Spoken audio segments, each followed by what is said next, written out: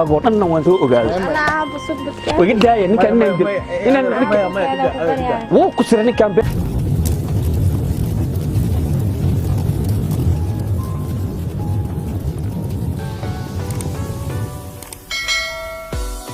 من الأب محاضر ويصوت هيك ونسوي محاضر قدام أبوي معنا يعني هذا ما بيرك لحظة من سودانيين ويا قبل ذي وسوينا بلتك إن شاء الله تعالى.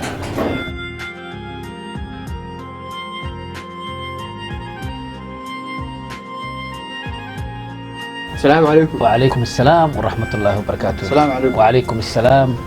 السلام عليكم. وعليكم السلام.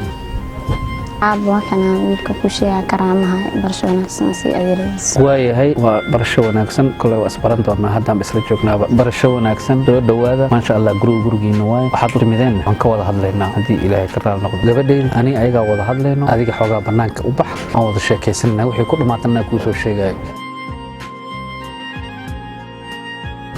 horta adeer barasho wanaagsan wiilkii gabarta soo doontay waa aniga raggaan waa adeeradeeda waa arrin wanaagsan waana soo dhaweynayaa waana idin soo dhaweynayaa gurigu waa gurigiinii soo dhawaada horena waa idin dhahdana waa idin dhahayaa bal adeeradaan rabaa inaan barto adeer ii waran horta aan ku baro wiilkeena karaama ah waa wiil ganacsato ah wuxuuna sheer la leeyahay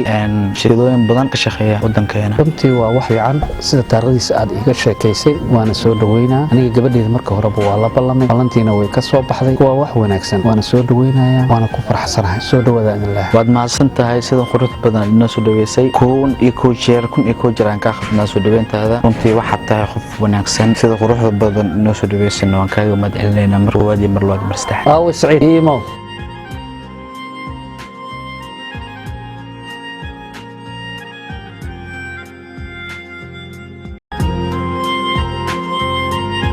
وريا أديو غير وحبني كان أيام رجال قبل ده إن هذا وطننا وانتو قال أنا بصدق وقد جاي نك